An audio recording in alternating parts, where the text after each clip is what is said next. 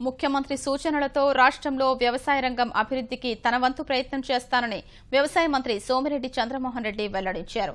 మంత్రిగా బాధ్యతలు చేపట్టాక తొలిసారి నెల్లూరు వచ్చిన సోమిరెడ్డికి తెలుగుదేశం పార్టీ కార్యకర్తలు, అభిమానులు ఘన స్వాగతం పలికారు. నగరంలోని వీఆర్సీ సెంటర్ నుంచి ఎన్టీఆర్ విగ్రహం వరకు భారీ ర్యాలీ చేపట్టారు. పురపాలక మంత్రి నారాయణ కూడా ర్యాలీకి హాజరై సన్మాన కార్యక్రమంలో పాల్గొన్నారు. విభేదాలకు తావు లేకుండా కలిసికట్టుగా పనిచేసి జిల్లాను అభివృద్ధి పథంలో నడిపిస్తామని మంత్రి నారాయణ తెలిపారు. ఆంధ్రప్రదేశ్ చంద్రబాబు నాయుడు గారిని ఉత్తరప్రదేశ్ ఆదర్శంగా తీసుకుంది. తెలంగాణ రాష్ట్రం చంద్రబాబు నాయుడు గారి ప్రకటన తర్వాత రుణమాఫీ కేసీఆర్ ప్రకటించాడు.